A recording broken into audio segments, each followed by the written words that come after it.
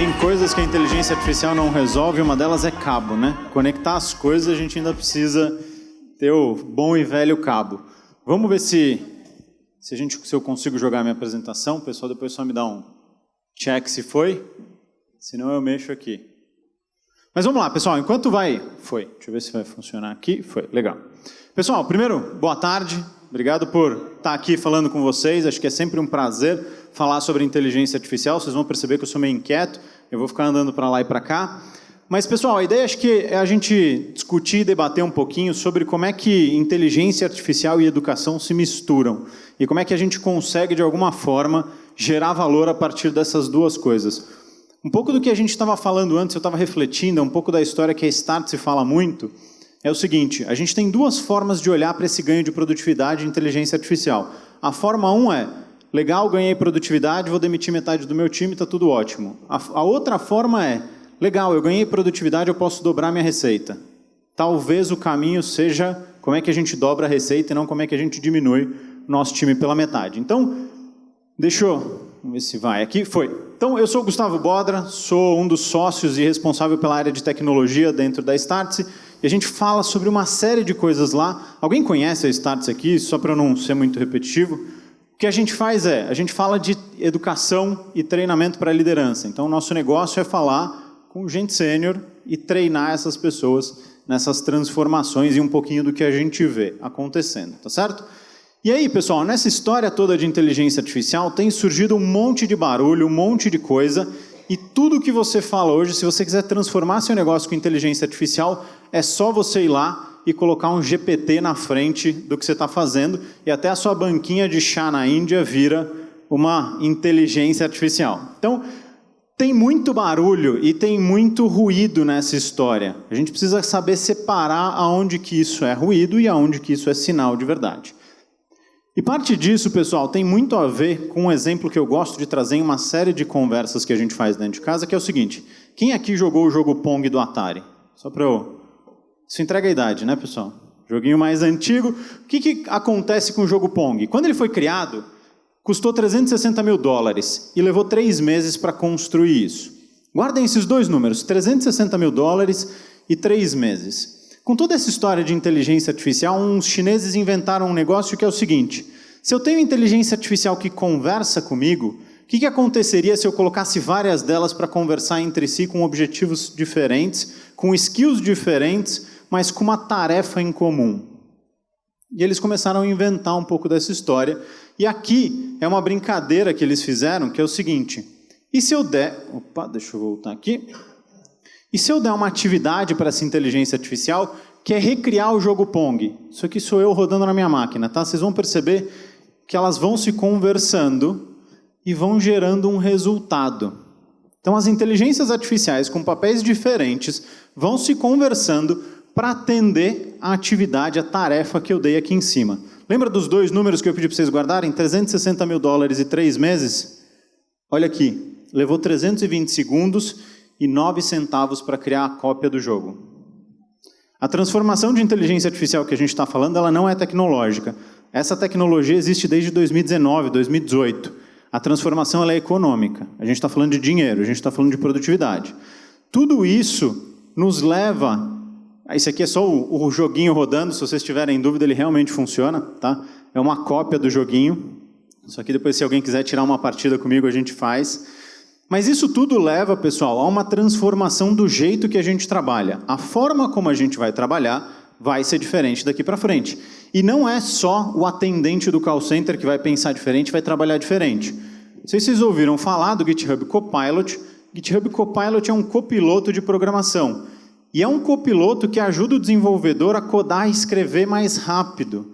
Isso significa, e aí em testes e pesquisas que eles fizeram com clientes, que um desenvolvedor usando um copiloto, ele faz o mesmo trabalho na metade do tempo.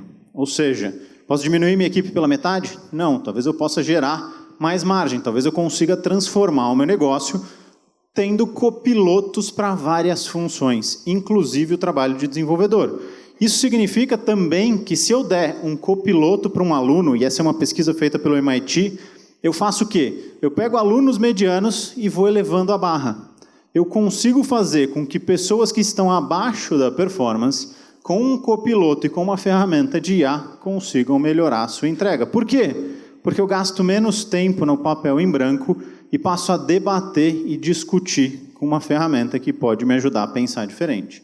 Então, tudo isso nos traz a reflexão que é o seguinte: a educação técnica, a educação fora a educação básica, ela está mudando.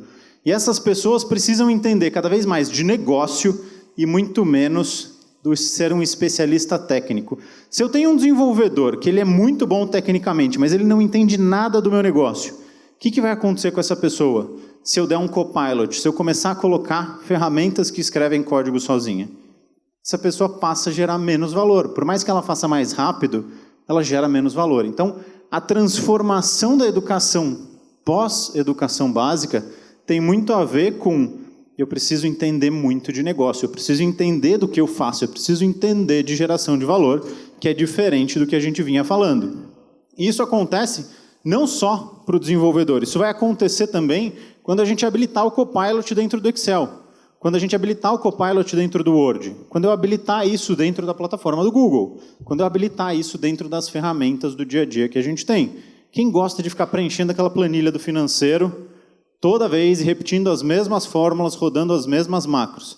Será que não dá para eu falar para o Copilot, faça análise, gere o PPT e eu reviso o PPT? Não passa a fazer muito mais sentido o meu trabalho do que simplesmente ser uma pessoa que vai copiar do Excel para gerar uma apresentação? Isso passa por uma transformação da natureza do nosso trabalho. E se eu preciso transformar a forma como eu trabalho, eu preciso transformar a forma como eu educo essas novas pessoas, ou quem já vem numa carreira de longo prazo.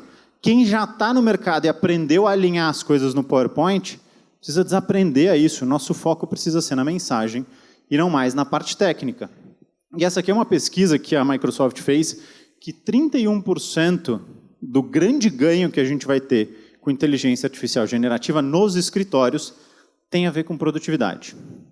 E aqui tem um caso da Startse, que a gente resolveu fazer uma análise dentro de casa quão improdutivo a gente era. E eu consegui achar 12 mil horas de improdutividade em coisas que a gente fazia. 12 mil horas de coisas que eu não deveria fazer, que eu poderia delegar para uma automação, para uma inteligência artificial, para qualquer coisa que não fosse uma pessoa. Não era algo que um ser humano agregava valor. Era algo que eu poderia liberar esse tempo para as pessoas pensarem mais em negócio. Então, quando a gente pensa nessa transformação de educação, olhem para o seguinte: não há nenhuma tarefa que seja tão pequena para a gente automatizar, porque se eu libero 5 minutos do tempo do Gustavo, talvez o Gustavo possa pensar de forma mais estratégica no negócio. Talvez o Gustavo possa buscar novas oportunidades de mercado. Talvez eu tenha espaço para pensar em coisas diferentes. E aí a gente vê alguns movimentos acontecendo dentro das empresas, e a gente já vai entrar no porquê disso, que é: vou proibir o uso dessas tecnologias dentro do meu negócio. Apple fez isso, Samsung fez isso, por quê? Porque o risco de você colocar alguma coisa confidencial nessas ferramentas era muito grande, concorda? Se eu colocar a patente do carro elétrico da Apple, que eles até cancelaram o projeto, dentro do ChatGPT, eu tenho um risco. Mas qual que é o problema disso, pessoal? O problema é que a grande questão não é se eu vou proibir ou não. Eu proibi. Aí a pessoa vai lá e faz o quê? Puxa isso aqui. Que empresa proíbe você de trabalhar com o celular no bolso? Eu vou lá, tiro uma foto do documento, eu resolvi o problema. Eu passei por essa proibição que a empresa colocou. Então o fato é, pessoal, é mais fácil eu proibir, mas eu preciso educar essas novas pessoas ou esses profissionais em como usar essas ferramentas de forma que gere valor. Tentar proibir, você só vai fazer com que as pessoas sejam criativas para achar meios de usar essas ferramentas. Aonde que está o grande desafio e aonde que está o grande valor? Educar esses profissionais. A molecada que está saindo da faculdade já sai sabendo disso. Quem já está no mercado há um tempo, a gente precisa se transformar e precisa entender como é que isso vai mudar a nossa vida, da mesma forma que a internet mudou de uma forma, os smartphones mudaram de outra, essa tecnologia vai mudar da mesma forma. A natureza do trabalho se transforma. E aí tem alguns impactos que isso traz, tá certo? Primeiro, democratização da inteligência artificial. Qual que é a grande transformação que o ChatGPT trouxe, pessoal? A tecnologia? Não. O fato de qualquer pessoa com uma conexão com a internet ter acesso a um modelo tão pesado e tão potente como o ChatGPT.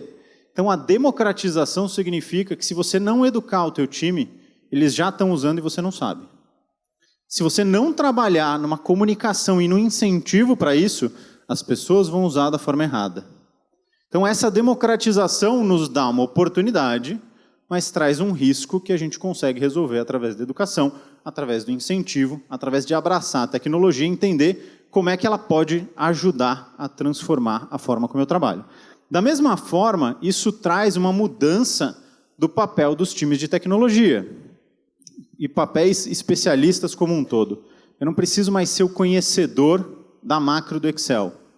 Eu delego isso para o Copilot, mas eu preciso entender do meu negócio. Se eu não me preocupar em educar as pessoas no que eu faço, como eu ganho dinheiro e aonde eu gasto dinheiro, não há tecnologia que vai me resolver. Se eu tenho gente no meu time que não entende como eu ganho dinheiro, provavelmente eu vou ter um problema, porque esse especialista eu vou delegar para a inteligência artificial. E, por fim, a gente tem uma discussão forte de ética e transparência. Como é que eu faço uso ético desses modelos? Todo modelo de inteligência artificial tem viés, ponto.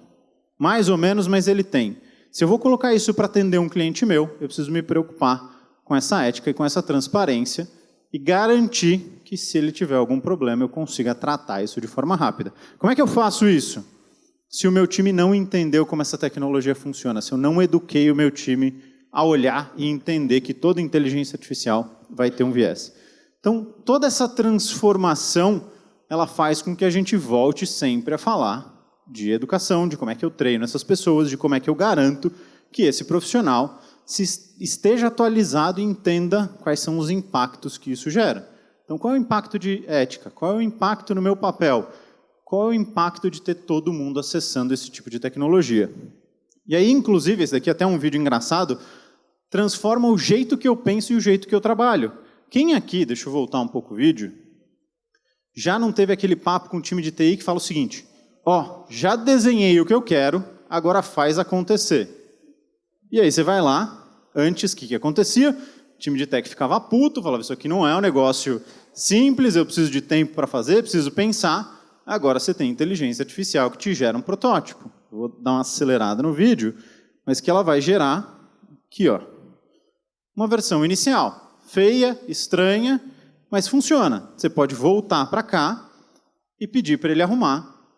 E a partir do momento que ele entende o seu pedido, ele vai gerar uma nova versão e você consegue rodar essa versão e ter algo já melhor. Deixa ele rodar mais um minuto. Negócio um pouco mais bonitinho. Então, o processo de pensamento, a forma como eu resolvo problemas no ambiente corporativo vai ser diferente. A forma como eu penso as coisas vai ser diferente. Um time de marketing agora talvez possa experimentar coisas que antes não conseguia. Um time de tecnologia não precisa mais demorar 2 semanas para construir um teste muito rápido. Então, tudo isso passa pela forma como as pessoas dentro do teu time pensam e as habilidades vão ser diferentes.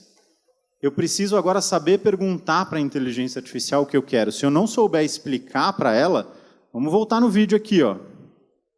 Se eu não souber explicar o meu problema de negócio, esquece, vai sair besteira. Não vai sair aquilo que eu espero. Então, as habilidades desse profissional passam a ser diferentes.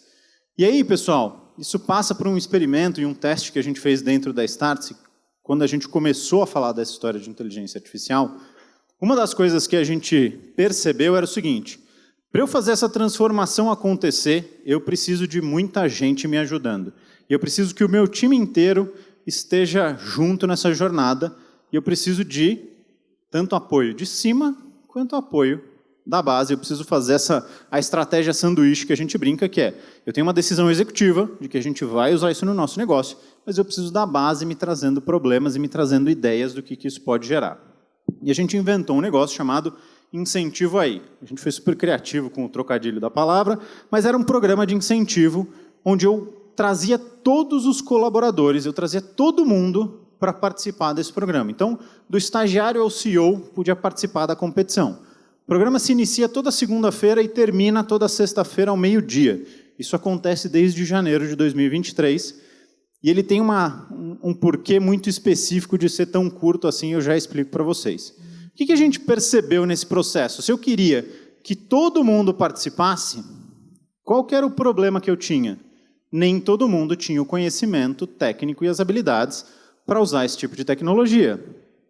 Eu precisava ensinar as pessoas a programar? Não, mas eu precisava ensinar as pessoas a construir soluções ou fazer perguntas de forma diferente. Qual é a vantagem de ser uma empresa de educação? A gente foi lá e construiu um treinamento para passar para todo mundo. E aí a gente pediu para todo mundo, falou, ó, é um incentivo e todo mundo tem que fazer esse curso. Todo mundo precisa se habilitar a usar a inteligência artificial. E o objetivo do programa era muito simples. Você precisava achar um problema da Startse ou do cliente da Startse, achar a solução com inteligência artificial, implementar e colher os resultados. Tudo isso em uma semana. Por que a gente fez tudo isso em uma semana, pessoal? Eu não queria um projeto de inteligência artificial de 6 meses. Eu não queria testar uma ideia e 6 meses depois descobrir que isso não funcionava. Eu queria ter ideias da operação. Eu queria saber o que estava doendo na ponta. O que o meu cliente reclamava.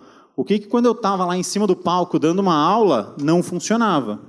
E como é que eu ia fazer isso? Pegando pequenas ideias, experimentando pequenas ideias de forma muito rápida. Então, a gente forçou a ser em uma semana para ter essa velocidade e parar de procrastinar em grandes problemas. Qual era o incentivo de tudo isso, pessoal? Os ganhadores ganhavam R$150 no Pix. R$150 que a gente pagava ali para quem ganhasse. Podia ser um ganhador, 2, 3, dependendo das ideias, até 4. Primeiro erro que a gente descobriu aqui, pessoal, não sei se vocês sabem, mas não pode pagar no Pix, né? Eu tinha que colocar no cartão de benefícios. Isso aqui deu um problema com o RH, mas nesse processo de experimentação a gente aprendeu isso e a gente teve uma série de outros aprendizados. O primeiro deles foi, se eu preciso, deixa eu voltar aqui, se eu preciso treinar todo mundo para aproveitar e usar a inteligência artificial, e eu criei um curso para mim, isso vira um curso para o mercado, eu vou tentar monetizar esse negócio. Segunda coisa que a gente descobriu, o nosso time de marketing faz uma série de anúncios, e eles sempre testavam esses anúncios, colocando os anúncios na plataforma, seja Meta, seja Google, seja qual plataforma for, roda teste AB, vê qual anúncio converteu mais, e escolhe o anúncio que converteu mais e escala. O que o Vitor teve de ideia? Como é que eu faço isso de forma mais rápida? Como é que eu ganho produtividade nesse negócio? Eu crio uma persona da Startse, transformo o chat GPT no cliente padrão da Startse, converso com esse cliente, debato com esse cliente virtual quais são os anúncios que para essa pessoa faz mais sentido e aprendo com isso e depois eu jogo nas ferramentas. Essa é uma ideia que o time centralizado de inteligência artificial ou um time de tecnologia jamais iria descobrir. Como é que isso saiu? Porque o Vitor aprendeu a usar a tecnologia, aprendeu a experimentar e tinha um incentivo para ganhar isso. Da mesma forma, o nosso time de atendimento. Eu tenho que gerar uma série de relatórios com base no NPS que a gente recebe. Como é que a pessoa fazia antes? Ela lia, consolidava e mandava o relatório. Agora eu vou lá, pego esse relatório, mando para uma inteligência artificial, descubro os principais problemas, crio os planos de ação e publico o relatório. Que eu fazia em 4 horas, eu faço em 40 minutos. O que a gente fez com a Bruna? Mandou a Bruna embora? Não. A Bruna agora faz coisas que geram muito mais valor. De novo, por quê? Porque ela aprendeu a usar essa tecnologia. E nessa brincadeira a gente gerou 440 ideias, dessas 23 ganharam alguma coisa. Ou seja, eu resolvi 23 problemas, meu ou do meu cliente, só com uma iniciativa de incentivo e com um processo de educação simples. O curso que eu falei para vocês, esse curso aqui, ó, é um curso de 6 horas. Não é um curso de 6 semanas, é um curso de 6 horas que essas pessoas conseguem já sair com uma série de ideias. Portanto, um aprendizado que a gente teve nessa jornada de educação é incentive o seu time a aprender. Dê as ferramentas, incentive eles e gere essas ideias. Eu mais errei do que eu acertei, mas no fim das contas eu acertei 23. Se eu tivesse feito 2 grandes projetos, eu tinha acertado 2. Ou teria acertado talvez uma, porque eu teria errado um dos projetos de 6 meses. Portanto, esse processo de transformação ele começa com a educação, mas ele passa por um processo de experimentação. Falei muito sobre como é que a gente transforma o profissional, só que a gente tem um debate gigantesco como é que eu transformo essa molecada que está se formando agora, está começando a sua jornada dentro das escolas. Qual que é a coisa que eu mais escuto dos professores? Eu não vou competir com a inteligência artificial. eu não quero esse negócio aqui porque as crianças vão ficar preguiçosas. Esse é o discurso mais comum se você entrar numa escola. Eu estou com medo dessa nova tecnologia, portanto, eu não vou colocar isso para acontecer. Só que isso aqui não precisa ser um debate, isso aqui não precisa ser uma queda de braço. Tem guias e você pode pensar em usar esse tipo de tecnologia para, de alguma forma, ajudar esses alunos. E aí a OpenAI, obviamente, tentando rebater um pouco dessa descrença, foi lá e criou um guia de como professores podem usar essa tecnologia para ajudar no dia a dia. O professor odeia fazer plano de aula. Será que eu não posso usar isso para me ajudar a construir uma versão inicial de um plano de aula? Será que eu não posso acelerar o trabalho do professor nessa construção desse plano e ele só revisa isso com os alunos? Será que ele também não pode ganhar produtividade? Então essa é uma das opções que eu posso usar a inteligência artificial para transformar essa jornada de aprendizado. A outra é o seguinte: quem aqui lembra na escola que você fazia uma pergunta para um professor, você não entendeu um assunto, ele explicava igual. Você falou, cara, mas eu não entendi. Ele explicava igual de novo. Você falou, mas eu continuo não entendendo. A explicação às vezes não mudava, faltava um pouco de repertório para tentar explicar de uma forma diferente. Será que eu não posso usar uma inteligência artificial generativa para me dar 10 exemplos de como explicar a fórmula de Bhaskara? Ou como explicar algum fenômeno químico? Isso aqui pode ajudar o professor a entregar um resultado mais personalizado. A gente não fala de personalização de compra, eu preciso descobrir a tua necessidade para te entregar o que você precisa. Por que eu não faço a mesma coisa com a educação? Se a gente é diferente para comprar, a gente provavelmente é diferente para aprender, concordam? Então eu posso me aproveitar dessas tecnologias para construir exemplos e comunicações mais personalizadas para cada um dos alunos. Ou eu posso dar a atividade para o aluno e ele vai usar a inteligência artificial. Ele já está usando. Ele vai para casa e ele usa. Você falar que ele não vai usar, é mentira. Essa molecada é muito mais rápida do que a gente para descobrir essas coisas. Então, por que eu não aproveito isso e peço para ele usar a tecnologia para me ajudar a explicar o que ele aprendeu? Para ajudar a pensar de forma diferente. Se eu aprendi o conceito, por que eu não debato isso com uma inteligência artificial para ver se eu aprendi direito? Por que eu não insiro a ferramenta numa jornada de aprendizado ao invés de proibir?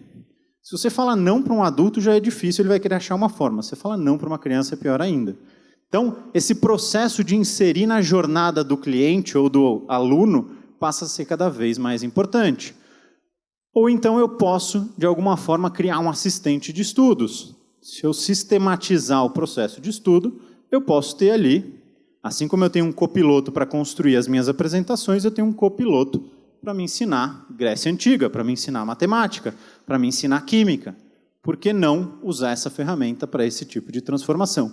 Isso me leva a uma das últimas reflexões que eu fiz recentemente, que é um conceito japonês que tem muito a ver com a jornada de artes marciais, mas que se traduz cada vez mais desse novo modelo de ensinar essas crianças, principalmente com tecnologia. Que é o seguinte: o processo de aprendizado de uma arte marcial passa por 3 passos. E são esses 3 passos, o Shu, que é o seguinte: eu, como aprendiz, vou aprender e descobrir quais são as regras daquele negócio. Então eu vou ter um mestre que vai me ensinar e eu vou copiar o que aquele mestre está fazendo. Então esse é o primeiro passo da jornada de um aprendiz. Se de alguma forma eu coloco inteligência artificial para me ajudar nesse primeiro passo, eu consigo acelerar esse processo de aprendizado.